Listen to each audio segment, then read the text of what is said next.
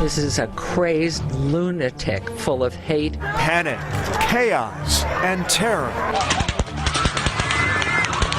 Screams follow gunshots as a man shoots down hundreds of people. You knew it was real, and you just see bodies dropping and people getting trampled. The Scene, a packed country music festival on the Las Vegas Strip. Put them all on the map. Okay. Can you, Tonight, a nation mourns, but is also rallying behind the victims of what is now the deadliest mass shooting in modern U.S. history.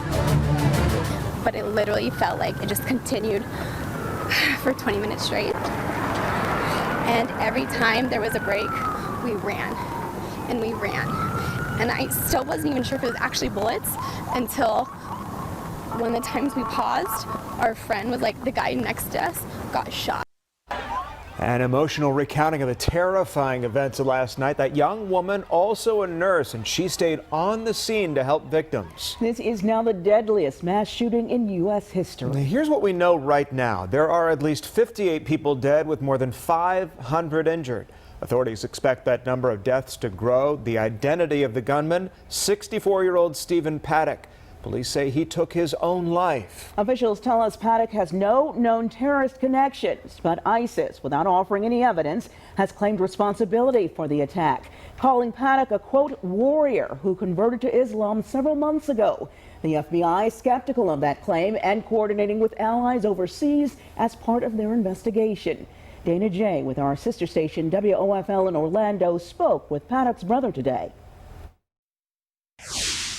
Stephen Paddock's brother tells me he was just a guy who loved gambling, so he moved to Nevada. He even won $250,000 at one point. To this family, the odds of this disaster happening were astronomical. The FBI paying a visit to Stephen Paddock's family in Orlando. Paddock's younger brother, Eric, says family members are beside themselves. This is like it was done, you know, like he shot us. I mean, if he'd have killed my kids, I couldn't be more dumbfounded. Eric Paddock says the brothers keep in touch. Stephen even texted to check on their mom after the hurricane. Paddock says there was nothing in those interactions suggesting Stephen was about to become the man responsible for the most deadly mass shooting in modern American history. Not an avid gun guy at all. The fact that he had those kind of weapons is just, where the hell did he get automatic weapons? He has no military background or anything like that. Eric Paddock says the brothers were once in business together. A few years ago, Eric moved Stephen to Nevada, where one brother expected the other to retire quietly. Steve had nothing to do with any political organization, religious organization, no white supremacists, nothing, as far as I know. I've only known him for 57 years. The family tells me Stephen had no history of mental illness. They say they're cooperating with investigators, and they send their condolences to the families of the people who were injured and killed. Reporting in Orlando, Dana J., Fox 35 News. Investigators say Paddock fired the deadly shots from a room on the 32nd floor of the Mandalay Bay Hotel. Here you can see two broken windows from where those shots were fired. We understand that both windows part of the same room, perhaps a suite up on that floor. Officers found Paddock dead in that room with as many as 17 firearms. So we woke up to the news this morning of what happened in Las Vegas. Many of us have been there. Others have heard of the Las Vegas Strip. Here's the famous Bellagio Hotel, just to give you a little perspective of where all this happened. The famous fountain show that happens every so often, and the mock-up of the Eiffel Tower there across the street. And it's just a short walk as we go down the Vegas Strip. Here's the famous Luxor Hotel, that big pyramid and the Sphinx right outside.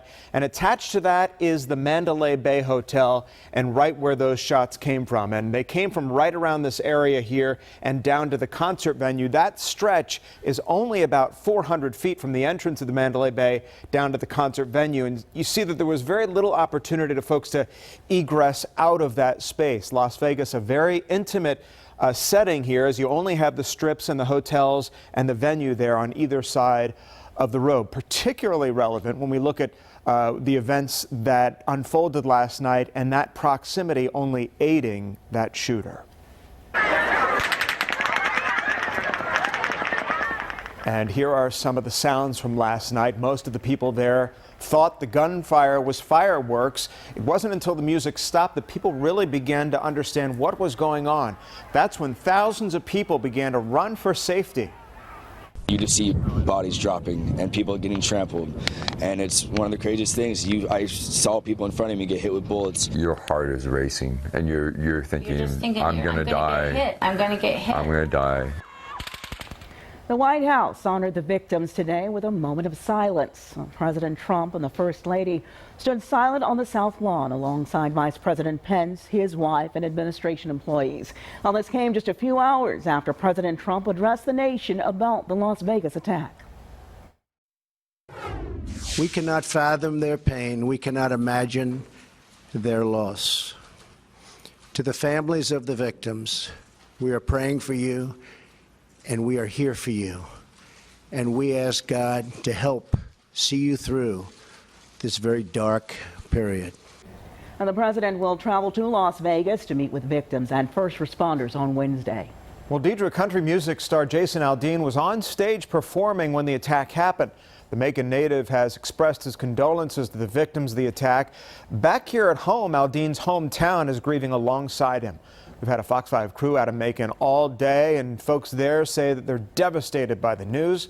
Fox 5's Patty Pan went to Aldean's hometown today, and Patty, many of the people that you spoke with say that this hits close to home for them. It is a little too close for comfort for a lot of Macon residents. They say even though Aldean doesn't live here anymore, he is still very much a part of this community. He still has family in the area, still holds benefit concerts for the Children's Hospital. He is so much a part of this community, they've even named a street after him. Horrific tragedy. No one can go anywhere nowadays without some lunatic doing what this gentleman did. It's just a shame. All of the ones that, the families and all, I just couldn't believe it. It was so sad.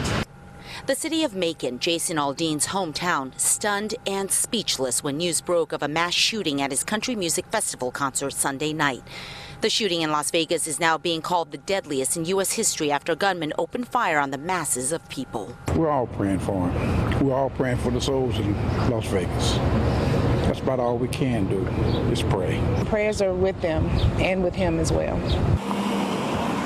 Aldean's roots are in Macon. He now even has a street sign named after him, Jason Aldean Way, outside where we are told the new Children's Hospital is slated to open in 2019. Aldean has never forgotten about his hometown. These are pictures from his Facebook page of his visits with the children at the Children's Hospital, where he has raised over $1 million through concerts. Following the shooting, Aldean posted a, quote, prayer for Las Vegas photo to his Instagram page alongside this, quote, tonight has been beyond horrific. I still don't know what to say, but wanted to let everyone know that me and my crew are safe. My thoughts and prayers go out to everyone involved tonight. It hurts my heart that this would happen to anyone who's just coming out to enjoy what should have been a fun night, end quote.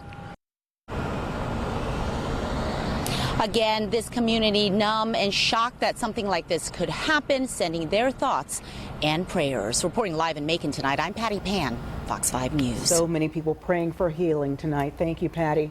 Well, out of this tragedy, we are seeing examples of people coming together to help the victims. Nevada's governor and the Clark County sheriff both stressed the need for blood after the tragedy. Take a look at this. People have responded in a big way. All of these people lined up to donate, and that wait is at least 5 hours. So comforting to see there. We have continuing coverage of the Las Vegas massacre. Coming up tonight at 6:30, we'll take you live to Las Vegas, and we'll tell you what you can do if you're ever in an active shooter situation. Remember, you can get updates anytime on fox5atlanta.com.